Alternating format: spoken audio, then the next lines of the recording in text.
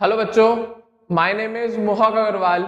बच्चों, आपके लिए एक और नया सेशन लेके आया हूं मैं, cell the unit of life का। इस सेशन में हम एक नया टॉपिक स्टार्ट करने जा रहे हैं जिसका नाम है प्रोकैरियोटिक सेल। आपको मैंने सेल के बारे में बता दिया, सेल थ्योरी बता दी, उसका ओवरव्यू भी दे दिया आपको। अब अपन के पास दो टॉपिक हैं डिस्कस करने को, that is prokaryotic cell and eukaryotic cell. इसी के साथ आपका ये चैप्टर भी फिनिश हो जाएगा। क्लियर है? तो आज का जो मेरा सेशन है वो बनेगा बेटा पूरा का पूरा कंप्लीटली प्रोकैरियोटिक सेल पे। इंपॉर्टेंट सेशन है, मार्क करना पॉइंट्स, क्वेश्चन पुट अप होते हैं, बहुत छोटे छोटे पॉइंट्स हैं, उनको ध्यान रखने वाली बात है। क्लियर है? तो शुरू करने जा रहे हैं प्रोकैरियोटिक सेल। ध्यान से सुनिएगा। देखिए, प्रोकैरियोटिक सेल्स आपको मैं बता चुका हूं, एक बेसिक सा डिफरेंस होता है यूकैरियोटिक और एक प्रोकैरियोटिक सेल के बीच में। कुछ नहीं, इनके न्यूक्लियस की मेम्ब्रेन को देखा जाता है। प्रोकैरियोटिक सेल्स ऐसे सेल्स हैं जिनकी न्यूक्लियस मेम्ब्रेन बाउंड नहीं होती, जिनके पास न्यूक्लियर मेम्ब्रेन नहीं होती। वहीं पे हम बात करें यूकैरियोटिक सेल्स की, तो वो एक ऐसी सेल्स हैं जिनका न्यूक्लियस मेम्ब्रेन बाउंड होता है, मतलब उनके पास न्यूक्लियर मेम्ब्रेन प्रेजेंट होती है। साथ ही साथ प्रोकैरियोट्स में जो एक्स्ट्रा या न्यूक्लियस के अलावा जो मेम्ब्रेन बाउंड ऑर्गेनील्स हैं, जो सेल ऑर्गेनील्स हैं, वो प्रेजेंट नहीं होती। वहीं पर यूकैरियोट्स में जो मेम्ब्रेन बाउंड ऑर्गेनील्स हैं जैसे माइटोकॉन्ड्रिया, क्लोरोप्लास्ट, XYZ और भी बहुत सारी चीजें हैं, ठीक है ना, वो सारी ऑर्गेनील्स यूकैरियोट्स के पास होती हैं। पिछले सेशन में बता चुका हूं कौन कौन सी होती है, एंडोप्लाज्मिक रेटिकुलम, गोल्जी कॉम्प्लेक्स, ये सारे लिखा देते मैंने आपको, आपने नोट कर लिए होंगे जरूर, उम्मीद रख रहा हूं आप लोगों से। क्लियर है? तो वही बेसिक सा डिफरेंस है बच्चों प्रोकैरियोटिक सेल में और यूकैरियोटिक सेल्स में। क्लियर है? तो अब बात कर रहा हूं मैं प्रोकैरियोटिक सेल की, ध्यान से सुनना, ठीक है ना। एक डायग्राम भी बना रखा है, तो ये तो बच्चों डायग्राम बना रखा है इन्होंने यूकैरियोटिक सेल का, और इस साइड ये छोटी छोटी सी सेल्स बना रखी हैं, वो है प्रोकैरियोटिक सेल्स। तो देखिएगा क्या, the prokaryotic cells are represented by bacteria, blue green algae, mycoplasma, PPLO. अब ये क्या है PPLO? Pleuro pneumonia like organism. Clear है? तो जनरली जब भी हम प्रोकैरियोटिक सेल की बात करते हैं तो सबसे पहले दिमाग में ये एग्जांपल्स आते हैं, या तो वो बैक्टीरिया होगा, या ब्लू ग्रीन एल्गी जिसे हम साइनोबैक्टीरिया बोलते हैं, या माइकोप्लाज्मा, या पीपीएलओ जिसको हम प्लूरो न्यूमोनिया लाइक ऑर्गेनिजम्स बोलते हैं। क्लियर है? तो ये ऐसे ऑर्गेनिजम्स हैं जो प्रोकैरियोटिक सेल्स, ये जैसे आपके लिए बैक्टीरिया बना दिया, प्लूरो न्यूमोनिया लाइक ऑर्गेनिज्म बना दिए, वायरसेस बना दिए, ये सारे क्या हैं? Prokaryotic cell. बट ये पूरी एक टिपिकल यूकैरियोटिक सेल है। कितनी है? कौन है? Typical eukaryotic cell. अब डिफरेंस भी आपको पता होना चाहिए। चले आगे, आगे सुनना। They are generally smaller and multiply more rapidly than a eukaryotic cell। तो पहली बात, प्रोकैरियोटिक सेल जनरली छोटी होती है और बहुत रैपिडली डिवाइड करती है, बहुत जल्दी जल्दी बहुत तेजी से डिवाइड करती हैं। तो प्रोकैरियोटिक सेल पहली बात साइज में बहुत छोटी होती है, और यूकैरियोटिक सेल्स के कंपैरिजन में इनका डिवीजन बहुत जल्दी जल्दी ज्यादा तेज होता है। आगे सुनना। दे में very greatly in shape and size. Generally ये प्रोकैरियोटिक सेल्स की शेप और साइज बहुत वेरी करती है, बहुत ज्यादा डिफरेंट डिफरेंट वेराइटी की शेप और साइज मिलती है। जो बेसिक सी चार शेप थी जो मैं आपको बायोलॉजिकल क्लासिफिकेशन में भी पढ़ा चुका हूं बैक्टीरिया वाले टॉपिक में, वापस से वही आ रही है। The four basic shapes of bacteria are bacillus जिसको हम रॉड लाइक बोलते हैं, कोकस जिसको हम स्फेरिकल बोलते हैं, विब्रियो जिसे हम कॉमा शेप बोलते हैं, स्पाइरुलम जिसको हम स्पाइरल शेप बोलते हैं। तो बेसिक सी चार शेप आपके यहाँ बता दी है, basic bacillus, कोकस, vibrio and spirillum, bacteria की शेप पढ़ा चुका हूं बायोलॉजिकल क्लासिफिकेशन में। तो ये प्रोकैरियोटिक सेल्स के बारे में कौन एग्जांपल है। स्मॉल है यूकैरियोटिक सेल्स, ज्यादा डिवाइड करती है, शेप और साइज बहुत ज्यादा वेरी करता है। किनका? प्रोकैरियोटिक सेल्स का, in comparison to eukaryotic. Eukaryotic में इतना कोई कलेश नहीं है, ठीक है ना। आगे सुनना। चले, अब बात आती है इनकी जो ऑर्गेनाइजेशन है, काय के बने हुए, इनके अंदर क्या व्यवस्था होती है, तो सुनना जरा। The organisation of the prokaryotic cell is fundamentally similar even though prokaryote exhibit a wide variety of shape and functions। Generally इनके जो फंडामेंटल सिमिलैरिटी है, जो भी कंटेंट है, वो लगभग सेम से ही रहते हैं, बट स्टिल इनके अंदर शेप और फंक्शन का बहुत वेरिएशन रहता है। कोई बैक्टीरिया अलग है, उसकी शेप अलग है, उसके फंक्शंस अलग है, कोई और प्रोकैरियोटिक सेल अलग है, उसकी शेप फंक्शन उसके अलग है, बट फंडामेंटली सिमिलर होते ही होते हैं। मतलब उसके अंदर क्या क्या कंटेंट है, उसकी सेल वॉल काय की बनी है, उसकी सेल मेम्ब्रेन काय की बनी है, वो लगभग सिमिलर सी रहती है, ठीक है ना। आगे सुनो, all prokaryotic cells have a cell wall, ये मेन क्वेश्चन बनता है। जितनी भी प्रोकैरियोटिक सेल्स हैं उन सबके पास सेल वॉल होती है, उनकी सेल मेम्ब्रेन को सराउंड करती हुई, जैसा कि हम लोग को प्लांट्स में दिखता है। प्लांट्स में जैसे सपोज करो ये क्या है, उसकी सेल मेम्ब्रेन है, इसके चारों तरफ डेफिनेटली एक सेल वॉल जरूर प्रेजेंट होगी, इसके चारों तरफ, इसकी सेल मेम्ब्रेन के चारों तरफ डेफिनेटली एक सेल वॉल जरूर प्रेजेंट होगी। और प्रोकैरियोट्स में ये कंडीशन हमेशा मिलती है। ऐसी कोई भी प्रोकैरियोटिक सेल नहीं है जिसके पास सेल वॉल ना हो या केवल सेल मेम्ब्रेन हो, ऐसा नहीं है। उनमें हर किसी में सेल वॉल की प्रेजेंस होती है। हर प्रोकैरियोटिक सेल के पास सेल वॉल प्रेजेंट होती है। अब वो किसी और मटेरियल की बनी हो उससे कोई मतलब नहीं, पर सेल वॉल होती है। तो सुनना आगे, ठीक है ना। तो इनकी शेप साइज बहुत वेरी करता है और साथ ही साथ इन प्रोकैरियोट्स में हमें सेल वॉल मिलती है जो कि किसको सराउंडिंग में होगी, किसको सराउंड कर रही होगी, किसको कवर कर रही होगी, सेल मेम्ब्रेन को। आगे सुनना, the fluid matrix filling the cell is the cytoplasm, और इसी सेल वॉल और सेल मेम्ब्रेन के अंदर जो फ्लूइड, सेमी फ्लूइड मैट्रिक्स होता है, पढ़ा चुका हूं, उसे हम क्या कहते हैं, साइटोप्लाज्म। हर प्रोकैरियोटिक सेल के पास होता है। चले आगे, there is no well defined nucleus, तो सीधी बात, प्रोकैरियोट्स के कैरेक्टर चल रहे, इनके पास सेल वॉल है, सेल मेम्ब्रेन है, इन दोनों के अंदर भरा हुआ होता पूरा साइटोप्लाज्म, और साथ ही साथ इनके पास न्यूक्लियस भी होता है, बट वो वेल डिफाइंड नहीं है। क्लियर है, बट वो वेल डिफाइंड नहीं है। जनरली इनका जो जेनेटिक मटेरियल है वो बेसिकली नेकेड या not enveloped bye nuclear membrane. Definitely पहली बात, एक तो डिफाइंड नहीं है वेल, और दूसरी बात प्रोकैरियोट्स में हमें न्यूक्लियर मेम्ब्रेन नहीं मिलती, न्यूक्लियर मेम्ब्रेन नहीं मिलती, कभी भी नहीं होती न्यूक्लियर मेम्ब्रेन। क्लियर है, तो इसी वजह से इनका जो जेनेटिक मटेरियल है वो नेकेड रहता है। इनका जो जेनेटिक मटेरियल है क्या, वो नेकेड रहता है, क्योंकि उसके पास न्यूक्लियर मेम्ब्रेन नहीं है न्यूक्लियस में। क्लियर है, और साथ ही साथ इनके अंदर हमें दो टाइप का जेनेटिक मटेरियल मिलता है बच्चों। एक तो मेन जो होता है उसका जीनोमिक डीएनए, जिसके अंदर उसके क्रोमोसोम वगैरह बैठे होते हैं, उसके साथ साथ एक हमें उसका छोटा डीएनए भी मिलता है सर्कुलर शेप का, अब वो देखेंगे। क्लियर है, सो सुनना, in addition to the genomic DNA, मतलब जो उनका जेनेटिक है, जो उनके जीन्स हैं, जो उनके क्रोमोसोम नंबर हैं, तो वो सुनना क्या लिखा है, in addition to the genomic DNA the single chromosome या सर्कुलर डीएनए होता है इनका। एक जैसे हमारा डीएनए क्या होता है, ऐसा होता है ना, है ना, डबल। क्लियर है, बट इनका क्या होता है, जनरली ऐसा सर्कुलर होता है। कैसा सर्कुलर, बेसिक एक सर्कल बन जाता है केवल, ठीक है ना। तो इनका जो जीनोमिक डीएनए है, इनका बैक्टीरिया वगैरह है प्रोकैरियोटिक सेल का, वो कैसा होता है, सर्कुलर डीएनए होता है। क्लियर है, और साथ ही में many bacteria have a small circular DNA outside the genomic DNA, तो इस जीनोमिक डीएनए के बाहर भी इनके पास एक छोटा सर्कुलर डीएनए और मिलता है, जिसको हम बोलते हैं प्लाज्मिड, जिसको हम क्या बोलते हैं बच्चों, प्लाज्मिड। तो सुनना जरा, in addition to the genomic DNA, जो इनका जेनेटिक मेन डीएनए है, उसके अलावा बैक्टीरिया में एक और सर्कुलर डीएनए मिलता है अपने जीनोमिक डीएनए के अलावा। जीनोमिक डीएनए तो मिलेगा ही मिलेगा, उसके साथ साथ उससे अलग एक और छोटा सा सर्कुलर डीएनए प्रेजेंट होता है इन बैक्टीरिया के अंदर, और वही the smaller DNA are called plasmid, जो जीनोमिक डीएनए से अलग है, जो ये भी सर्कुलर होते हैं, ऐसे छोटे छोटे से सर्कल से होते हैं, ये भी सर्कुलर, इन्हीं को हम क्या कहते हैं, प्लाज्मिड्स। क्या बोलते हैं, प्लाज्मिड्स। क्या बोलते हैं, प्लाज्मिड्स। क्लियर है, तो ये सर्कुलर डीएनए होता है। अब ये प्लाज्मिड काम क्या करें, जीनोमिक डीएनए तो है नहीं, तो कोई ना कोई काम तो होगा ही जरूर, तभी तो बने हैं, तभी तो प्रेजेंट है। तो सुनना जरा, the plasmid DNA confers certain unique phenotypic character, कुछ इनके यूनिक फिनोटिपिक कैरेक्टर इनको प्रोवाइड करते हैं ये प्लाज्मिड डीएनए। तो सुनना, the plasmid DNA confers certain unique phenotypic characters to such bacteria, जैसे कि एक एग्जांपल है, one such character is resistance to antibiotics. Antibiotics generally दवाइयां हैं जो हम लोग बैक्टीरिया को खत्म करने के लिए खाते हैं या यूज करते हैं। क्लियर है, तो उन बैक्टीरिया में रेजिस्टेंस डेवलप हो जाता है, और वो इसी प्लाज्मिड डीएनए की वजह से रेजिस्टेंस डेवलप होता है।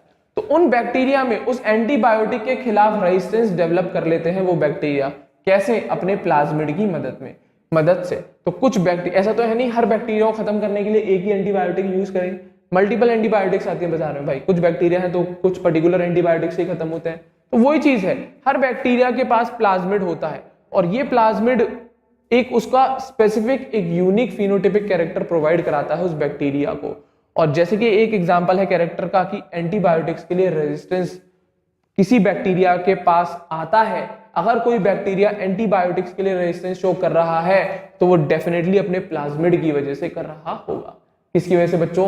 अपने प्लाज्मिड की वजह से। तो वही लिखा है क्या, इनके पास अपने जीनोमिक डीएनए के अलावा एक और छोटा सर्कुलर डीएनए होता है जिसे हम प्लाज्मिड का नाम देते हैं, और ये प्लाज्मिड असल में इन बैक्टीरिया को एक certain unique phenotypic character provide कराता है। जैसे कि एक सच कैरेक्टर मेंशन कर रखा है कि एंटीबायोटिक के लिए जो रेजिस्टेंस है वो इस डीएनए का जीनोमिक डीएनए नहीं प्रोवाइड कराता उसको, वो ये प्लाज्मिड्स प्रोवाइड कराते हैं। क्लियर है? आप हायर क्लासेस में प्लाज्मिड का पूरा डिटेल डिस्कशन सुनेंगे। असल में जनरली हम जेनेटिक ट्रांसफॉर्मेशन के लिए यूज करते हैं। सुनना जरा, in higher classes you will learn that this plasmid DNA is used to monitor bacterial transformation. हम इस प्लाज्मिड में चेंजेस करके बैक्टीरिया में ट्रांसफॉर्मेशंस कराते हैं, चेंजेस कराते हैं। एज अ वेक्टर यूज कराऊंगा, सारी चीजें पढ़ाऊंगा आपको हायर क्लासेस में। In higher classes, you will learn that this plasmid DNA is used to monitor bacterial transformation with foreign DNA। तो इनके बैक्टीरिया के प्लाज्मिड में हम एक छोटा सा नया टुकड़ा ले आते हैं डीएनए का और इनकॉर्पोरेट करा के एक ट्रांसफॉर्मेशन डीएनए या ट्रांसफॉर्म्ड बैक्टीरिया बना लेते हैं। एक हमने डिजायर्ड अपने अकॉर्डिंग हम इसको चेंज करा लेते हैं। क्लियर है?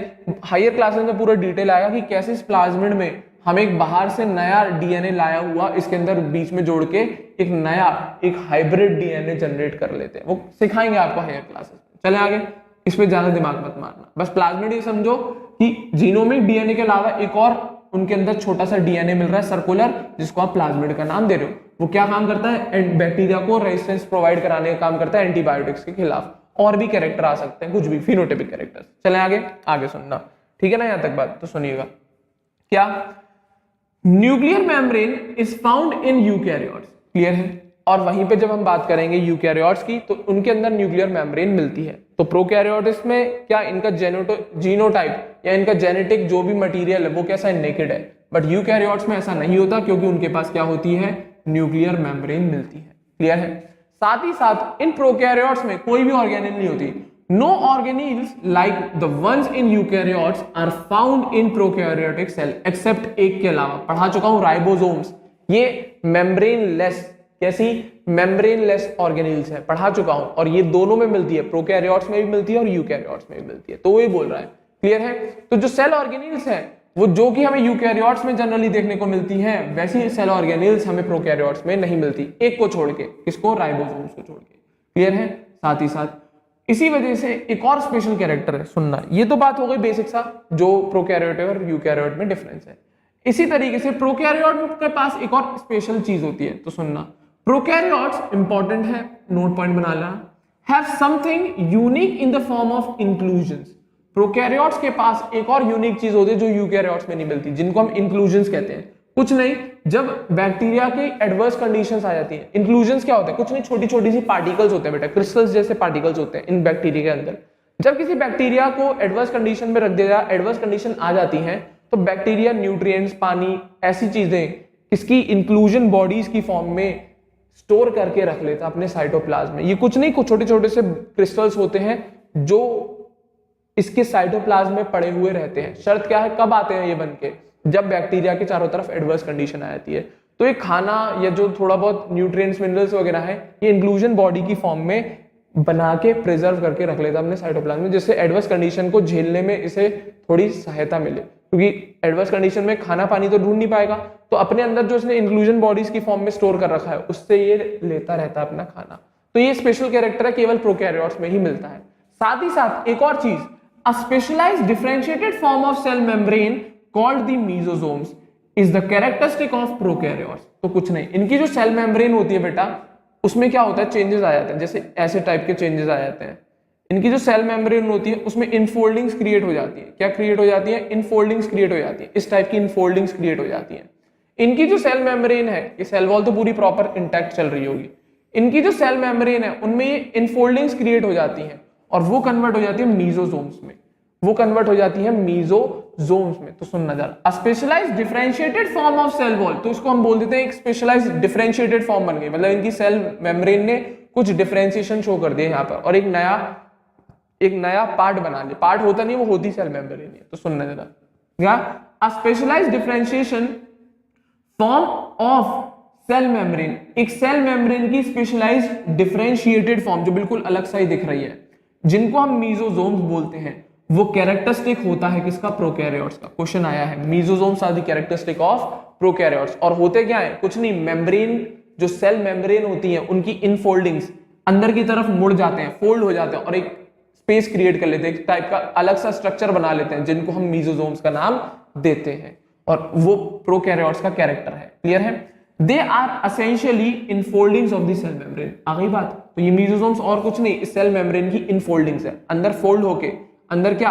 ये फोल्ड हो गई और एक फोल्ड होने के बाद एक अलग सा डिस्टिंक्ट स्ट्रक्चर बना लिया, जिसको अपन मीजोजोम का नाम दे रहे हैं। किसका नाम दे रहे हैं? मीजोजोम का नाम दे रहे हैं। क्या बोल रहे हैं इसे हम? मीजोजोम। क्या बोल रहे हैं? मीजोजोम। क्लियर है? और कुछ नहीं है, ये सेल मेम्ब्रेन। क्लियर है? तो ये कैरेक्टर है भाई किसका? प्रोकैरियोट। तो बेसिक सी चीजें बता रखी हैं प्रोकैरियोटिक सेल में क्या क्या हमें चीजें देखने को मिलती हैं। कितना साइज वेरी कर रहा है, कितने सारी टाइप की शेप्स मिलती हैं, हाँ या ना, क्या क्या चीजें। मेन था इनका जेनेटिक मटेरियल और प्लाज्मिड यहाँ का टॉपिक। क्लियर है? हाँ या ना? उम्मीद कर रहा हूं यहां तक बात क्लियर होगी। तो ये बात थी बेसिक सी प्रोकैरियोट्स की। किसकी? Prokaryotic cell. अब बात कर रहा हूं मैं प्रोकैरियोटिक सेल के एनवेलप की और उसके मॉडिफिकेशन की। क्या प्रोकैरियोटिक सेल्स हैं जो उनका एनवेलप है, जो आप सेल वॉल, सेल मेम्ब्रेन बोल रहे हो, क्या इनके अलावा और भी कोई इसका पास सेल एनवेलप होता है? अगर होता है तो क्या होता है उसके अंदर? वो सारी चीजें अपन अब डिस्कस करने जा रहे हैं, ध्यान से सुनना। तो अब सुनना, अब बात कर रहा हूं प्रोकैरियोटिक सेल के सेल एनवेलप की और उनके मॉडिफिकेशंस अगर होते हैं तो। जो मीजोजोम अभी बताया, इंक्लूजन जो अंदर इनफोल्डिंग्स हो गई मीजोजोम वगैरह, उन्हीं की बात करूंगा। तो अब जैसे प्रोकैरियोटिक सेल में आपको पता लगी अंदर साइटोप्लाज्म है, सेल ऑर्गेनेल है, नहीं ज्यादा कुछ डिटेलिंग नहीं, मेन इनका सेल एनवेलप और उसके मॉडिफिकेशन ही होते हैं, और थोड़ा बहुत राइबोसोम और इंक्लूजन बॉडीज के बारे में बताऊंगा, ज्यादा नहीं, डिटेल नहीं, थोड़ा बहुत। ठीक है ना? तो मेन होता है इन बैक्टीरियल सेल में इनका सेल एनवेलप। इसी की वजह से बहुत बदतमीजी शो करते हैं लोग। ठीक है ना? Cell envelope and its modification. अब सेल एनवेलप मतलब वो सेल के चारों तरफ कौन कौन सी लेयर्स मिलती है बच्चों। ठीक है ना? तो सुनना जरा, 3 लेयर बना रहा हूं आपके लिए मैं, ध्यान से सुनते चलना।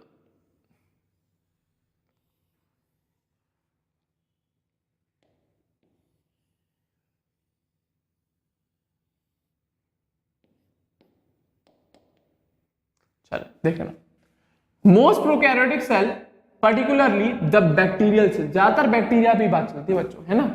जितने भी प्रोकैरियोटिक सेल होते हैं mainly bacterial cells have a chemically complex cell envelope. इनके पास केमिकली जब हम देखते हैं तो एक कॉम्प्लेक्स सेल एनवेलप मिलता है। ठीक है ना?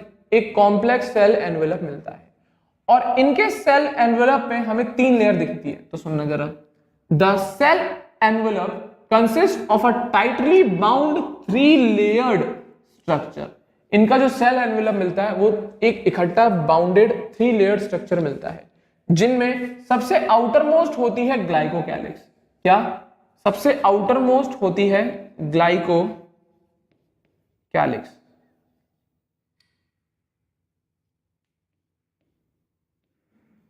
सबसे आउटर मोस्ट होती है कौन? ग्लाइकोकैलिक्स। और इसी ग्लाइकोकैलिक्स के बाद जस्ट नेक्स्ट जो लेयर होती है उसे हम कहते हैं सेल वॉल। क्या बोलते हैं बच्चों? Cell wall. क्या बोलते हैं? Cell wall. और उसके बाद जो लास्ट में बिल्कुल एंड में जो आती है इसे हम बोलते हैं प्लाज्मा मेम्ब्रेन। ठीक है ना? शॉर्ट में क्या? Plasma membrane. तो ये 3 लेयर होती है, सबसे आउटर मोस्ट वाली ग्लाइकोकैलिक्स, सेकंड नंबर पे अंदर वाली सेल वॉल, और तीसरे बिल्कुल inner most that is plasma membrane. तो ये तीनों मेम्ब्रेन मिलकर सेल एनवेलप बनाती है। ये तीनों की तीनों मेम्ब्रेन मिलकर एक पूरा सेल एनवेलप बनाती है। किसका? बैक्टीरिया या प्रोकैरियोटिक सेल का। क्लियर है? भले ही ये अपना अपना अलग अलग फंक्शन शो करती हैं, बट पूरा कंबाइंडली हम क्या बोलते हैं? सेल का एनवेलप। और मेनली एनवेलप का काम प्रोटेक्शन का होता है। मेनली एनवेलप का काम प्रोटेक्शन का होता है। भले ही अपना कुछ भी काम कर रही हो, बट ये तीनों कंबाइंड होके सेल एनवेलप बोला जाता है, और उसका मेन काम क्या होता है? प्रोटेक्शन का। तो सुनना जरा, although each layer of the envelope perform distinct function they act together as a single protective unit. भले ही वो अपना अपना अलग अलग फंक्शन कर रही हो, बट उन तीनों को मिला के जब हम सेल एनवेलप में बात करते हैं तो मेन उनका जो काम होता है वो क्या है, प्रोटेक्शन प्रोवाइड कराने का। किसका, प्रोटेक्शन प्रोवाइड कराने का। क्लियर है, हाँ या ना। तो ये बात थी भाई सेल एनवेलप की, कितनी लेयर से बना है वो सारी मैंने नाम लिख दिए। अब सुनना, अब इन्हीं सेल एनवेलप में से एक ऐसी लेयर है जिसके बेसिस पे हम बैक्टीरिया को दो क्लास में क्लासिफाई कर देते हैं, जो कि मैं नाम दे दे रहा हूं आपको ग्लाइकोकैलिक्स का। मेन इसी लेयर की वजह से काम होता है। तो सुनना जरा, bacteria can be classified into two groups on the basis of the difference in the cell envelope and the manner in which they respond to the staining procedure developed by Graham। सुनना जरा क्या बोल रहा हूं मैं। तो इसी cell envelope के वजह से या इसी सेल एनवेलप के बेसिस पर बैक्टीरिया को हमने दो क्लास में डिवाइड कर दिया है। तो सुनना जरा, वही लिखा है, bacteria can be classified into two group on the basis of difference in the cell envelope. तो सेल एनवेलप में डिफरेंस होता है, इसी बेसिस पे हमने बैक्टीरिया को दो क्लास में डिवाइड कर दिया। और मेनली इस एनवेलप के बेसिस पे इतना आसानी से नहीं किया, बल्कि इस सेल एनवेलप में चेंजेस होने की वजह से जो ग्राम ने अपनी, ग्राम साइंटिस्ट थे बच्चों, जो ग्राम ने अपने स्टेनिंग प्रोसीजर, जो स्टेन लगाते हैं आप लोग, कलर करते हो जिसकी वजह से स्लाइड बनती है, तो ग्राम ने मेन अपना स्टेनिंग प्रोसीजर दिया था और उसमें उन्होंने बोला कि इनके सेल एनवेलप में, ये पूरा तीनों मिला के सेल एनवेलप बनता है, तो इसमें डिफरेंस था। इसी वजह से ग्राम के स्टेनिंग प्रोसीजर में उन्होंने जब ऑब्जर्व किए तो उन्होंने दो टाइप के ऑब्जर्वेशन दिए। क्या बोले वो सुनना जरा, क्या बोला ग्राम ने, तो सुनना। तो जब हमने सेल एनवेलप देखा और ग्राम की स्टेनिंग प्रोसीजर को देखा तो हमें दो क्लासिफिकेशन मिले बैक्टीरिया के। क्या, ऐसे बैक्टीरिया जिन्होंने ग्राम स्टेन को एक्वायर कर लिया। तो सुनना, those that take up the gram stain are gram positive and the others that do not are called gram negative bacteria। तो सेल एनवेलप में चेंजेस थे, इसी वजह से ग्राम स्टेनिंग प्रोसीजर में ऑब्जर्वेशन हमें दो मिली।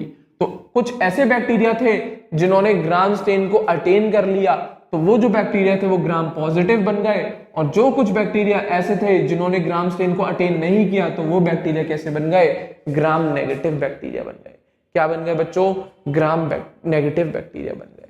क्लियर है, क्या बन गए, ग्राम नेगेटिव बैक्टीरिया। तो डेफिनेटली इनके सेल एनवेलप में कोई ना कोई ऐसा केमिकल कंपोनेंट होगा जो या तो इसमें एब्सेंट है या इसमें एब्सेंट है, जिसकी वजह से इसमें स्टेनिंग आ गई, इसमें नहीं आई, XYZ।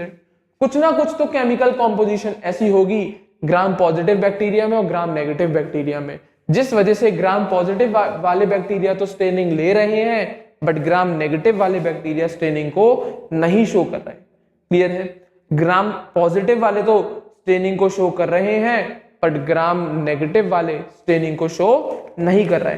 कुछ ना कुछ तो ऐसा होगा इनके अंदर जिसकी वजह से इन्होंने स्टेन को अटेन कर लिया और दूसरे ने नहीं किया। तो ऐसा क्या है वो सुनना बेटा। जो ग्राम पॉजिटिव वाले होते हैं इनके अंदर पेप्टाइडोग्लाइकन, कौन, पेप्टाइडोग्लाइकन, स्पेलिंग लिख लो, क्या, PEPTIDOGLYCAN। क्लियर है, पेप्टाइडोग्लाइकन। इनके अंदर पेप्टाइडोग्लाइकन बहुत ज्यादा मात्रा में होता है, इसी वजह से ये लोग ग्राम स्टेन को अटेन कर लेते हैं। और ग्राम नेगेटिव में लिपिड, ग्राम नेगेटिव बैक्टीरिया में लिपिड ज्यादा होते हैं, इसी वजह से ये लोग ग्राम स्टेन को अटेन नहीं कर पाते। और ऐसा क्यों हुआ, ये पेप्टाइडोग्लाइकन कहां पे वेरी करेगा, इस सेल एनवेलप में।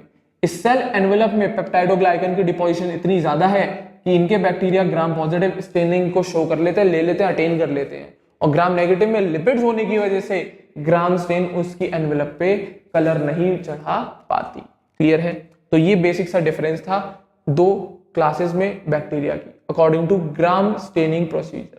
क्लियर है, और ये फर्क दिखा क्यों, क्योंकि जो सेल एनवेलप है उसमें डिफरेंस है कॉम्पोजिशन में। क्लियर है। अब इसके अलावा बच्चों ग्लाइकोकैलिक्स में भी हमें डिफरेंस दिखने को मिलता है। तो केवल क्या सेल एनवेलप के बेसिस पे नहीं, ग्लाइकोकैलिक्स में भी हमें कभी कभी डिफरेंट बैक्टीरिया में डिफरेंट स्ट्रक्चर्स देखने को मिलते हैं। जैसे एग्जांपल देखो, ग्लाइकोकैलिक्स जो सबसे बाहर वाली लेयर है किसी सेल एनवेलप की, glycocalyx differ in composition and thickness among different bacteria. तो ग्लाइकोकैलिक्स भी डिफर करती है भाई अलग अलग बैक्टीरिया में। It could be a loose sheath called the slime layer. एक बहुत पतली सी लेयर, एक पतली सी शीथ हो सकती है जैसे कि स्लाइम लेयर की फॉर्म में मिलती है कुछ बैक्टीरिया में। और कहीं कहीं पर ये ग्लाइकोकैलिक्स बहुत थिक और टफ हो जाती है और उसी कंडीशन में हम उसको कह देते हैं कैप्सूल। तो कुछ कुछ बैक्टीरिया में स्लाइम लेयर मिलती है और कुछ कुछ में कैप्सूल। वो होता और कुछ नहीं, ग्लाइकोकैलिक्स ही होता है। बस जिनमें स्लाइम लेयर मिलती है उसमें ग्लाइकोकैलिक्स बहुत थिन हो जाती है और लूज शीथ बना लेती है, और जिसमें एक बिल्कुल मोटी सी कैप्सूल बन जाती है तो या थिक और टफ लेयर बन जाती है ग्लाइकोकैलिक्स की, तो उस कंडीशन को हम कैप्सूल कह देते हैं। तो ग्लाइकोकैलिक्स के थिकनेस और कॉम्पोजिशन के बेसिस पे भी हम डिफरेंशिएट कर सकते हैं। साथ ही साथ सेल वॉल की बात करते हैं जो तीसरी जो सेकंड लेयर है। अब इसके बेसिस पे क्या करेंगे, ये काम क्या करती है, मेन काम। तो ग्लाइकोकैलिक्स इजीली हमें बता देती है, कुछ कुछ में स्लाइम लेयर, कुछ कुछ में कैप्सूल। अब मेन काम होता है सेल वॉल का बेटा शेप को पकड़ के रखना। तो सुनना जरा, the cell wall determines the shape of the cell and provides a strong structural support to prevent the bacterium from bursting और कोलैप्सिंग। तो सेल वॉल के बेसिस पे कोई डिफरेंशिएशन नहीं होता, केवल सेल वॉल का काम यह है कि उस सेल को अपनी शेप में मेंटेन करके रखे और साथ ही साथ उस बैक्टीरिया की सेल को सपोर्ट प्रोवाइड करे जिससे कहीं ना वो बैक्टीरिया की सेल बर्स्ट या कोलैप्स, फट ना जाए या कोलैप्स ना हो जाए पूरी। तो ये ध्यान कौन रखता है, सेल वॉल। क्लियर है। तो हर लेयर का अपना अपना इंपॉर्टेंस है। क्लियर है। ग्लाइकोकैलिक्स स्लाइम लेयर और कैप्सूल की फॉर्म में मिल सकता है और सेल वॉल का मेजर काम होता है सेल की शेप को मेंटेन करके रखना, सेल की शेप को मेंटेन करके रखना, उस बैक्टीरियम की सेल को ना बर्स्ट होने देती ना कोलैप्स होने देती। क्लियर है। अब प्लाज्मा मेम्ब्रेन में क्या होगा, तो सुनना जरा। प्लाज्मा मेम्ब्रेन बेटा एक सेमी परमिएबल मेम्ब्रेन की तरह काम करते हैं जिससे एक्सचेंज चलता रहता है खाने पानी का XYZ। तो plasma membrane is a semi permeable membrane in nature and interacts with the outside world. और यही लेयर है जो बाहर के एनवायरनमेंट से इंटरैक्ट करती है, क्योंकि इसी लेयर के थ्रू कोई भी सामान बाहर जाएगा या अंदर आएगा। This membrane is the similar structurally to that of eukaryotes. तो ये जो मेम्ब्रेन होती है वो बिल्कुल उनकी तरह जो यूकैरियोटिक सेल में हमें सेल मेम्ब्रेन मिलती है उसका स्ट्रक्चर और इनकी सेल मेम्ब्रेन का स्ट्रक्चर लगभग सिमिलर ही होता है। और मेन यही लेयर होती है जिसकी मदद से कोई भी कंपाउंड, कोई भी केमिकल, कोई भी सामान सेल के अंदर से बाहर या बाहर से अंदर आएगा, वो इसी सेल मेम्ब्रेन की परमिशन लेता है। क्योंकि सेमी परमिएबल मेम्ब्रेन है, हर किसी को बाहर नहीं जाने देगी और हर किसी कंपाउंड को अंदर नहीं आने देगी। तो इसी की परमिशन लेनी पड़ती है किसी भी कंपाउंड को उस बैक्टीरिया की सेल के अंदर आने के लिए या उस बैक्टीरिया की सेल से बाहर जाने के लिए। क्लियर है। तो ये बात है भाई सेल एनवेलप की। अब ये तो बात हो गई भाई आपकी सेल एनवेलप की, क्या क्या मॉडिफिकेशन है, क्या काम करता है, वो सारी चीजें मैंने बता दी। अब कुछ मॉडिफिकेशंस देखना, कुछ मॉडिफिकेशन जैसे कि एक तो मैंने बताई है आपको मीजोसोम का, ठीक है ना। तो सुनना जरा, अब बात कर रहे हैं हम इस सेल मेम्ब्रेन के, इस सेल एनवेलप के, मेनली मेम्ब्रेनस की बात कर रहा हूं, सेल मेम्ब्रेन ही मॉडिफिकेशन शो करती है। तो सुनना जरा, अ special membranous structure is the mesosome. एक स्पेशल होता है इसकी सेल मेम्ब्रेन का स्ट्रक्चर, कुछ नहीं, अंदर की तरफ फोल्डिंग क्रिएट हो जाती है, अंदर की इनफोल्डिंग क्रिएट हो जाती है और उसको हम मीजोसोम बोल देते हैं। अ special membranous structure is the mesosome which is formed by the extension of plasma membrane into the cell, अंदर की तरफ। ठीक है ना। तो जैसे ये आपकी ग्लाइकोकैलिक्स है मान लो, ठीक है ना, ये आपकी सेल वॉल है मान लो, इनमें तो कोई चेंजेस नहीं आते।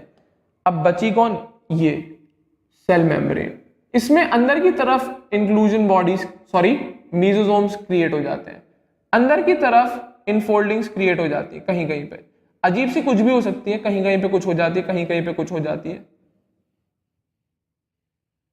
ठीक है, अंदर की तरफ इंक्लूजन्स क्रिएट हो जाते हैं, फिंगर लाइक प्रोजेक्शंस, ठीक, कहीं कहीं पे, हाँ या ना। तो ये इंक्लूजन्स को ही हम क्या कहते हैं, मीजोसोम्स। तो सुनना, a special membranous structure is the mesosome which is formed by the extension of plasma membrane into the cell, cell के अंदर। और कौन करती है, प्लाज्मा मेम्ब्रेन। ठीक है ना। तो आगे सुनना, These extensions जो मीजोसोम्स है are in the form of vesicles, tubules और lamellae। तो ये जो इंक्लूजन्स हैं जिनको हम ये जो एक्सटेंशंस अंदर की तरफ मीजोसोम्स, वो या तो आपको वेसिकल्स की फॉर्म में दिखेंगे या ट्यूब्यूल्स की फॉर्म में दिखेंगे या लैमेले की फॉर्म में दिखेंगे।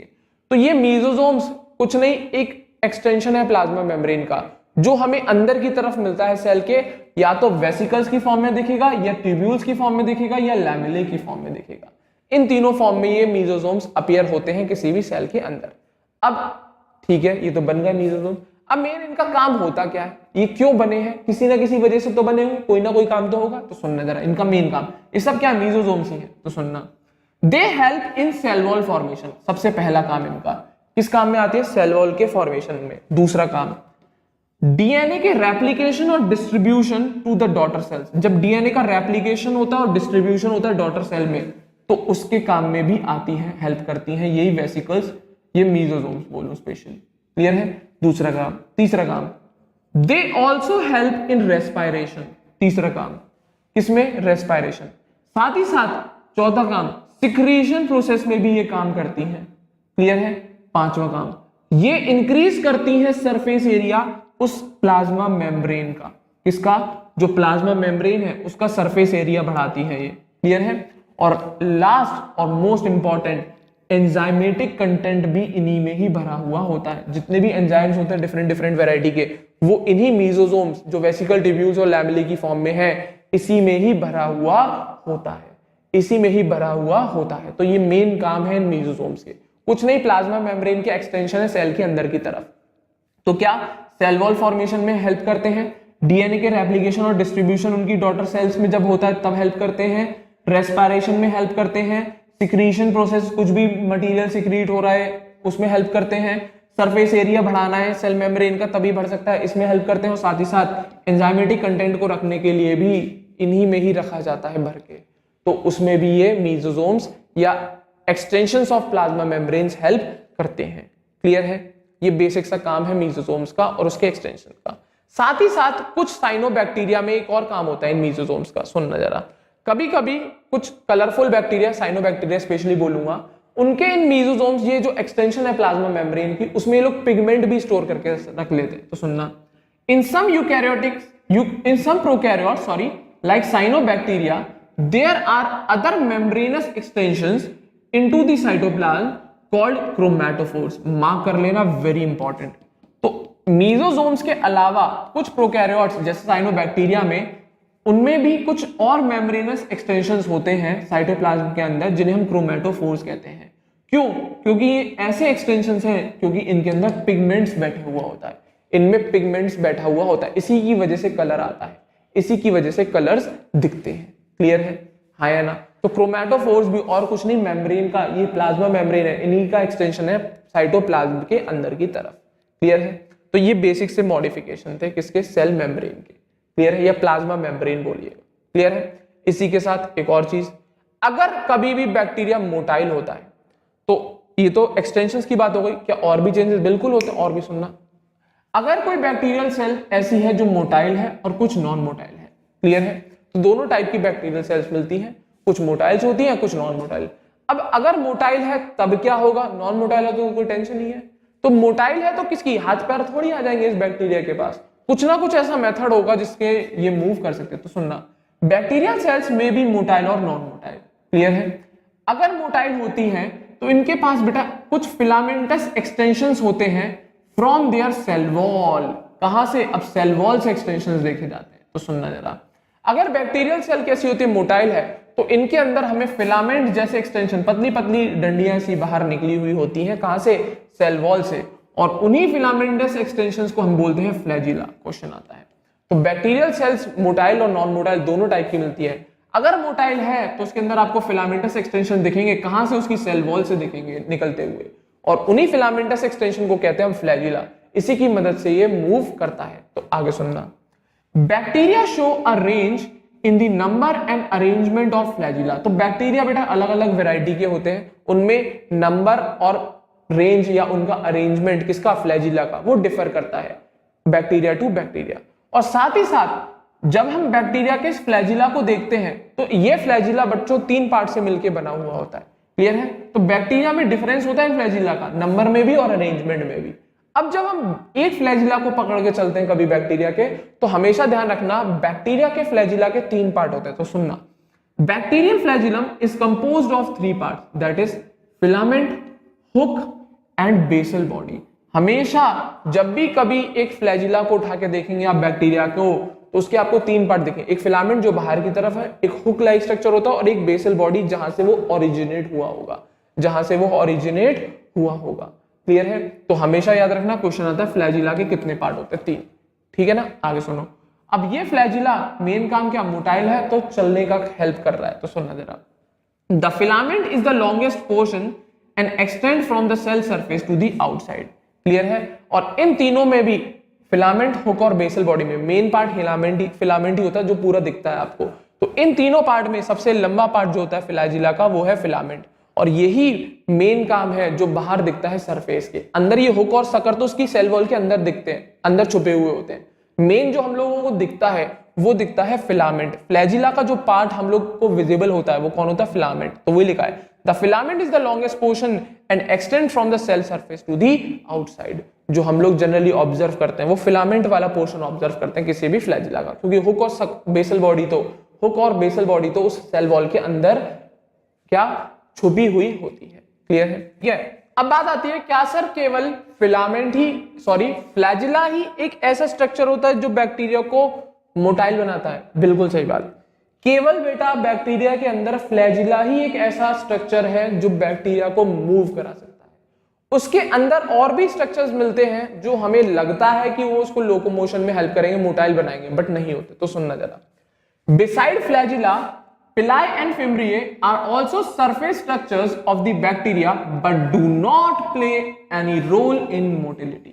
तो बेटा फ्लैजिला के अलावा केवल और केवल फ्लैजिला ही बैक्टीरिया में मोटिलिटी को प्रमोट करता है।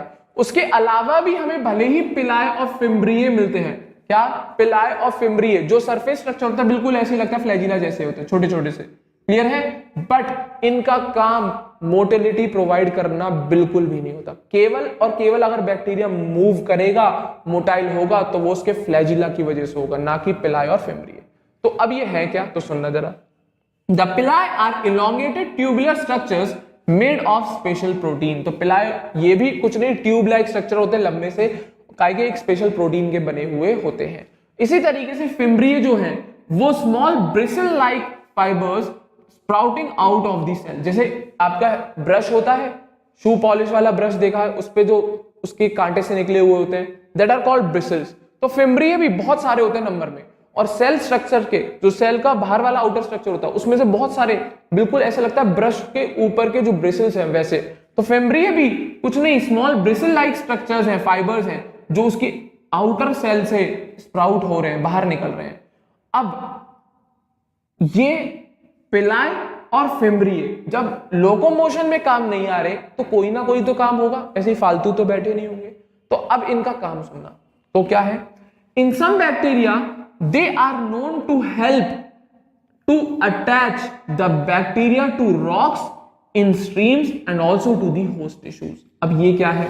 ये क्या बवाल बोल दिया? कुछ नहीं भाई, कुछ नहीं, ये अटैचमेंट वाले स्ट्रक्चर की तरह काम करते हैं। जैसे अगर कोई बैक्टीरिया है, उसे किसी पत्थर से लग के रहना है, जुड़े हुए रहना है, तो किसी ना किसी की मदद से वो जुड़ के रहेगी। तो ये पिलाई और फिम्ब्रिए कुछ नहीं, उस बैक्टीरिया को केवल अटैचमेंट करने के लिए हेल्प करते हैं, या तो किसी रॉक के साथ, अगर वो किसी स्ट्रीम में है, स्ट्रीम मतलब रिवर भी हो सकती है, कुछ भी हो सकती है, या फिर अगर किसी होस्ट के अंदर है, चाहे वो एनिमल है, चाहे वो हम लोग है, चाहे कोई भी है, तो हमारे किसी भी होस्ट के अंदर बैक्टीरिया को अगर उस होस्ट से जुड़े हुए रहना है तो उसके लिए उसे पिलाई और फिम्ब्रिए हेल्प करते हैं। इन दोनों का केवल काम अटैचमेंट से रिलेटेड है, लोकोमोशन या मोटाइल नेचर से कुछ भी लेना देना नहीं है। केवल और केवल फ्लैजिला ही बैक्टीरिया का ऐसा स्ट्रक्चर है जो उसे मोटाइल बनाता है। पिलाई और फिम्ब्रिए केवल अटैचमेंट में हेल्प करते हैं। ये वाली बात थी कुछ और, ठीक है? ये कुछ और उसके सेल वॉल के या उसकी आउटर सेल के मॉडिफिकेशंस थे। क्लियर है? तो ये भाई कंप्लीट हो गया आपका एनवेलप सेल का, इसका प्रोकैरियोटिक सेल के एनवेलप और उसके मॉडिफिकेशन। क्लियर है? एक छोटा सा टॉपिक और बचा है प्रोकैरियोट्स का, that is ribosomes and inclusion body. तो अब राइबोसोम्स और इंक्लूजन बॉडी के बारे में सुनना। तो देखो पहले मैं बता रहा हूं आपको राइबोसोम के बारे में, फिर we will discuss about inclusion body. Ribosome सुनना। प्रोकैरियोट्स में बच्चों जो राइबोसोम होता है वो सेल की सेल मेम्ब्रेन या प्लाज्मा मेम्ब्रेन से जुड़ा हुआ रहता है ज्यादातर प्रेजेंट। क्लियर है? जितने भी प्रोकैरियोट्स के राइबोसोम्स होते हैं वो सेल की जो सेल मेम्ब्रेन तीनों एनवेलप में दिखाई थी जो लास्ट, उससे जुड़े हुए रहते हैं। क्लियर है? ये क्या है? कुछ नहीं बेटा, सेल ऑर्गेनील्स है। बस शर्त याद रखना, ये ऐसी सेल ऑर्गेनेल है जिसके मेम्ब्रेन बाउंड नहीं होती, नॉन मेम्ब्रेनस सेल ऑर्गेनील है, जो प्रोकैरियोट्स यूकैरियोट्स दोनों में मिलती है। तो प्रोकैरियोट की बात कर रहा हूं राइबोसोम की। तो जो प्रोकैरियोटिक राइबोसोम है वो किससे जुड़े होते हैं? सेल की प्लाज्मा मेम्ब्रेन से जुड़ के बैठे हुए रहते हैं पास में। और इनका जो साइज होता है लगभग 15 नैनोमीटर से लेकर 20 नैनोमीटर का मात्र छोटा सा साइज होता है। तो they are about 15 nanometre by 20 nanometre in size and are made up of 2 सब यूनिट्स। और ये 2 सब यूनिट से बने होते हैं बच्चों। हमेशा राइबोसोम में बेटा 2 सब यूनिट की बात करते हैं, इस टाइप का स्ट्रक्चर बनाते हैं। 2 सब यूनिट की बात करते हैं बच्चों, एक होती है लार्जर सब यूनिट, एक होती है स्मॉलर सब यूनिट। ध्यान रखना, क्या 2 सब यूनिट की बात चलती है हमेशा राइबोसोम में। ये देखो बड़ी सी बनाई है, ये लार्जर सब यूनिट है और एक स्मॉलर सब यूनिट है। इसको हम लिखते हैं 50s प्रोकैरियोट्स के केस में, और इसको हम लिखते हैं 30s। तो ये लार्ज है और ये स्मॉलर है, ये दोनों पूरा मिलके एक राइबोसोम बनाता है। तो सुनना जरा, तो ये प्रोकैरियोटिक राइबोसोम है वो कैसे जुड़े होता है? सेल की प्लाज्मा मेम्ब्रेन से। इनका साइज बहुत छोटा, मात्र 15 से 20 नैनोमीटर होता है, और ये कितने 2 सब यूनिट के मिलके बने हुए होते हैं, जैसे 50s और 30s यूनिट्स। इसको कहते हैं लार्जर सब यूनिट, इसको कहते हैं स्मॉलर सब यूनिट। और जब ये दोनों एक साथ प्रेजेंट होते हैं, जब ये दोनों मिलके एक साथ जुड़े हुए प्रेजेंट होते हैं, एक पूरा ब्लॉक एंटेक फंस जाते हैं एक दूसरे में, तो एक पूरा राइबोसोम बनता है। और इसको हम लिखते हैं 70s राइबोसोम। क्या लिखते हैं? 70s ribosome. ऐड करोगे तो आपको लग रहा होगा सर 80 है, कोई दिक्कत नहीं, बट जब इनको कंबाइंड फॉर्म में पढ़ा जाता है तो बोलते हैं हम 70s प्रोकैरियोटिक राइबोसोम। तो ऐड गणित मत लगाना, 50 और 30 80 होते हैं तो सर 80s लिख देंगे, नहीं 70s लिखा जाता है। तो ध्यान रखना, तो ये जो राइबोसोम है किसके? प्रोकैरियोट के, इसके पास 2 सब यूनिट होती है, लार्जर वाली 50s और स्मॉलर वाली 30s सब यूनिट। अब ये क्या है बाद में बात करेंगे, अभी केवल याद रखो। और जब ये दोनों सब यूनिट एक साथ प्रेजेंट होती हैं तो ये बनाती हैं एक 70s प्रोकैरियोटिक राइबोसोम को बनाती हैं। क्या बनता है? एक 70s प्रोकैरियोटिक राइबोसोम। तो ये 2 टुकड़ों में होता है, जब जुड़ जाता है एक पूरा राइबोसोम बन जाता है प्रोकैरियोट वाला 70s। क्लियर है? अब ठीक है, ये तो बात हो गई। अब ये काम क्या करता है? काम सुनना इसका। मेन बेटा राइबोसोम का काम होता है प्रोटीन का सिंथेसिस। जो हमारी बॉडी में डीएनए है ना, जिसकी मदद से हमारी बॉडी में प्रोटीन्स बनती हैं, तो वही डीएनए को पढ़ाई करी जाती है। बताएंगे आपको डिटेल में कैसे प्रोटीन सिंथेसिस, एक एक चीज सिखाऊंगा उसका डिटेल में मैंने, ठीक है ना। तो ये राइबोसोम ही वो साइट है जहां पर प्रोटीन सिंथेसिस होती है। तो सुनना जरा, ribosomes are the site of protein synthesis. ये और कुछ नहीं, प्रोटीन सिंथेसिस का काम कराते हैं, क्योंकि डीएनए आरएनए सबकी हेल्प लगती है। पहले डीएनए से आरएनए में मैसेज जाता है, मैसेज के बाद ये राइबोसोम काम करते हैं प्रोटीन सिंथेसिस का। केवल एक ही चीज नहीं होती, बहुत सारी चीजें इन्वॉल्व होती है प्रोटीन सिंथेसिस में। तो राइबोसोम ही वो साइट है जहां पर बनती है प्रोटीन, बस ये याद रखो, ठीक है। आगे सुनना, जब सेवरल राइबोसोम्स में attach to the single mRNA and form a chain called polyribosome और पॉलीसोम। इसको समझने के लिए बस इतना ध्यान रखो, आपने सुना होगा डीएनए आरएनए, एक आरएनए होता है एमआरएनए के कहते हैं। क्या कहते हैं? एमआरएनए। क्या होता है? एमआरएनए। जब प्रोटीन सिंथेसिस का टाइम होता है बेटा, कुछ नहीं, ये राइबोसोम इसी एमआरएनए पे आके बैठ जाते हैं, इसी एमआरएनए पे आके बैठ जाते हैं। जैसे एक राइबोसोम नहीं, बहुत सारे राइबोसोम, जैसे एक राइबोसोम ये बैठ गया, इसी तरीके से एक राइबोसोम ये बैठ गया, ध्यान से देखते चलना, इसी तरीके से एक राइबोसोम ये बैठ गया, ऐसे एक नहीं बहुत सारे राइबोसोम एक चेन में बैठ जाते हैं। एमआरएनए कितने हैं? एक है, पर राइबोसोम कितने हैं? बहुत सारे। तो ऐसी चेन, मोतियों की माला देखिए, बिल्कुल वैसे ही बनते चले जाते हैं। पर होता किस पे? एमआरएनए। प्रोटीन सिंथेसिस के टाइम पे ये राइबोसोम एमआरएनए पे बैठ जाते हैं, तब प्रोटीन की सिंथेसिस होती है। तो ध्यान रखो ये वाली बात। तो सुनना, जब सेवरल राइबोसोम्स में attach to a single mRNA and form a chain called polyribosome और पॉलीसोम, इस कंडीशन को जब एक बहुत सारे राइबोसोम एक एमआरएनए पे बैठ जाते हैं प्रोटीन सिंथेसिस करने के लिए, तो ये जो कंडीशन बनी है, पूरी चेन बन गई राइबोसोम्स की, इसको कहते हैं हम पॉलीराइबोसोम, ये शॉर्ट में पॉलीसोम। क्वेश्चन आया हुआ है आपके नीट में, पूछा गया था व्हाट इज पॉलीसोम। क्या है? जब सेवरल राइबोसोम्स एक सिंगल एमआरएनए पे बैठ जाते हैं तो वो पूरी यूनिट, वो पूरी चेन जो बनती है, उसे ही कहते हैं हम पॉलीसोम या पॉलीराइबोसोम। क्वेश्चन आया हुआ है, गलत मत करना, मर जाओगे नहीं तो। क्लियर है? तो ये है कंडीशन पॉलीराइबोसोम की। बेसिक सी इंफॉर्मेशन दे रहा है, अभी आपको ऊपर ऊपर से बता रहे हैं, ज्यादा डिटेल में जा ही नहीं रहा हूं। तो राइबोसोम क्या है, कितनी सब यूनिट है, पॉलीराइबोसोम क्या है, एमआरएनए है, क्या काम करता है, प्रोटीन सिंथेसिस का। मात्र इतनी सी बातें, ये भी याद नहीं हो रही तो कुछ नहीं कर सकते। चले आगे, आगे सुनो। The ribosomes of a polysome translate the mRNA into protein. तो मैंने वही बोला, ये प्रोटीन बनाने के लिए आए, कुछ नहीं, ट्रांसलेशन होता है, ठीक है ना। तो ये जो एमआरएनए पे बेटा मैसेज आता है, जैसे चिट्ठी आती है, उसको पढ़ के हम लोग कोई रिजल्ट निकालते हैं, तो वही है, ये एमआरएनए एक चिट्ठी का काम करती है प्रोटीन के लिए। सिखाऊंगा ऐसे ही पढ़ के, एक चिट्ठी है, ये चिट्ठी लेटर जो पढ़ाई करी जाती है जिसको, तो ये राइबोसोम जो है वो इस एमआरएनए जो एक चिट्ठी का काम करता है, इसको पढ़ता है, और ये राइबोसोम इस चिट्ठी को पढ़ने के बाद प्रोटीन की सिंथेसिस कर देता है। किसकी सिंथेसिस कर देता है, प्रोटीन की सिंथेसिस। तो वही बोल रहा है, इस पॉलीराइबोसोम का एक राइबोसोम क्या एमआरएनए की मदद से एमआरएनए को ट्रांसलेट कर देता है, काय में, प्रोटीन में, काय में, प्रोटीन में। क्लियर है। तो उम्मीद कर रहा हूं प्रोकैरियोटिक राइबोसोम क्लियर होगा। बेसिक सी चीजें ध्यान दोगे तो डेफिनेटली आ गई होंगी। क्लियर है। तो 50S 30S राइबोसोम कुछ नहीं, उसकी पार्ट है, उसके सब यूनिट है। चले आगे, कोई दिक्कत। पॉलीराइबोसोम कभी गलत मत करना, क्वेश्चन आता है बच्चों। क्लियर है। अब मैं बात कर रहा हूं भाई इंक्लूजन बॉडीज की। अब ये छोटा सा टॉपिक, प्रोकैरियोट्स की बात चल रही है, उनमें राइबोसोम है, यूकैरियोट्स में अलग राइबोसोम चलेंगे, उसकी भी देखेंगे, ठीक है ना। इंक्लूजन बॉडी सुनो, ये केवल कैरेक्टर होता है प्रोकैरियोट्स का। किसका कैरेक्टर है, कैरेक्टर ऑफ प्रोकैरियोट्स। इसका कैरेक्टर है प्रोकैरियोट्स का। तो सुनना क्या है, मैंने अभी बताया रिजर्व मटेरियल होते हैं, कुछ पैकेट्स होते हैं छोटे छोटे, सुनना जरा। Reserve materials in prokaryotic cells are stored in the cytoplasm in the form of inclusion bodies. तो रिजर्व मटेरियल्स है, जैसे खाना हो गया, मिनरल्स हो गए, न्यूट्रिएंट्स हो गए, वो सब इंक्लूजन बॉडी की फॉर्म में स्टोर हो जाते हैं, काय में, साइटोप्लाज्म में पड़े हुए रहते हैं किसी भी बैक्टीरिया के। क्लियर है। आगे सुनना, they are not bounded by any membrane system. कुछ ही कोई मेम्ब्रेन सिस्टम से बाउंडेड नहीं रहते, कुछ नहीं, क्रिस्टल्स बन जाते हैं। मैंने बोला था क्या बन जाता है, पार्ट इनके न्यूट्रिएंट्स मिनरल्स वगैरह के क्रिस्टल्स बन जाते हैं। And live free in the cytoplasm. तो ये कोई मेम्ब्रेन बाउंड नहीं होते, ये फ्री पड़े हुए रहते हैं साइटोप्लाज्म में। जैसे कि एग्जांपल के तौर पे इंक्लूजन बॉडीज के एग्जांपल्स याद रखेंगे। फॉस्फेट के ग्रैन्यूल्स, मैंने बोला था क्रिस्टल्स से पड़े रहते हैं।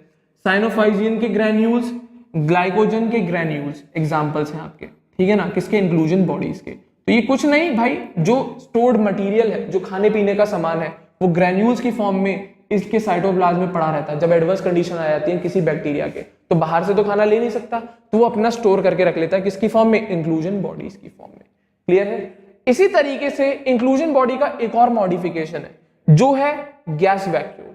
क्या है, एक नोट मान लेना, इसे बिल्कुल अलग है इंक्लूजन बॉडी से। ये भी इंक्लूजन बॉडी की तरह ही होता है, बट ये वैक्यूल होता है एक तरीके का, एक गैस का वैक्यूल होता है। वैक्यूल होता है जिसके अंदर मेनली पानी होता है, बट ये गैस का वैक्यूल है। काय का वैक्यूल है, गैस का।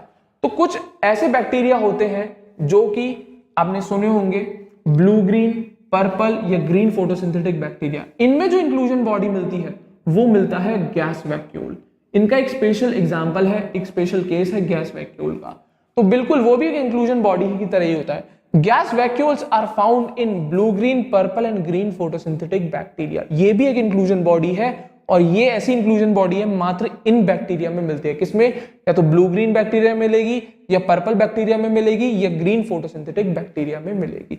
वो अलग रखना, इसको अलग रखना। एक क्वेश्चन है, ये क्वेश्चन लिख दिया बस तुम्हारे लिए, उसने बोल दिया रट लेना ऐसे क्वेश्चन की तरह। इसको इतना डिटेल में डिस्कस नहीं किया उसने गैस वैक्यूल में। असल में ये गैस वैक्यूल इनके बहुत काम का होता है, इनको एडवर्स कंडीशन को झेलने में बहुत हेल्प करता है। अब वो बात की बात है, जरूरत नहीं है आपको, इतना ही याद रखें कि ये ऐसे बैक्टीरिया हैं जिनमें इंक्लूजन बॉडी के तौर पर हमें गैस वैक्यूल्स देखने को मिलते हैं। क्लियर है, हाँ या ना। तो ये बात थी भाई इंक्लूजन बॉडीज की। कुछ नहीं, रिजर्व मटेरियल को क्रिस्टल्स की फॉर्म में स्टोर करना है। वो जो क्रिस्टल्स होते हैं रिजर्व मटेरियल, फूड मटेरियल या मिनरल्स के, न्यूट्रिएंट्स के, उन्हीं को हम इंक्लूजन बॉडीज कह देते हैं। That's it. क्लियर है। तो ये भैया आपकी बात कंप्लीट होती है प्रोकैरियोटिक सेल की। यहां तक मैंने आपको हर चीज बता दी प्रोकैरियोटिक सेल से रिलेटेड, उसके genetic material, plasmid, cell envelope, modifications और इंक्लूजन बॉडीज एंड राइबोसोम्स। तो ये इतना ही मटेरियल है इस प्रोकैरियोटिक सेल के अंदर, इससे ज्यादा डिटेल में बात है नहीं। अब इस सेशन को मैं यहीं पर इसी पॉइंट पर एंड कर रहा हूं, क्योंकि अगर मैंने इसी सेशन में यूकैरियोटिक सेल लिया तो बहुत ज्यादा ही लेंथी सेशन बन जाएगा। क्लियर है। तो उम्मीद कर रहा हूं आप लोगों को आज के सेशन के सारे पॉइंट्स जरूर समझ में आ गए होंगे। बेटा क्वेश्चंस मार्क कर लेना, बहुत इंपॉर्टेंट चैप्टर है, जरूर क्वेश्चन आता है नीट में और आपके बोर्ड्स में भी, बोर्ड्स का तो नहीं है, 11th का सेशन है, but NEET competitive point of view से अगर आप देखेंगे तो डेफिनेटली क्वेश्चन बनता है इस पे से। बहुत अच्छा चैप्टर है, क्लियर है। तो भाई इस सेशन को मैं यहीं पे एंड कर रहा हूँ। उम्मीद कर रहा हूँ आप लोगों को मेरा सेशन जरूर पसंद आया होगा। तो वीडियो को जरूर लाइक करें और हमारे चैनल अग्रबंधु ज्ञान केंद्र को सभी बच्चे जरूर सब्सक्राइब करें। क्लियर है बच्चों। तो अगले सेशन में एक नया topic that is eukaryotic cell, तो ये आपका कंप्लीट किया मैंने क्या, प्रोकैरियोटिक। तो अगले सेशन में अपन डिस्कस करेंगे यूकैरियोटिक सेल में। क्लियर है। तब तक ढंग से इसको याद करें, नोट्स बनाएं, क्वेश्चंस लगाएं। Best of luck and thank you very much.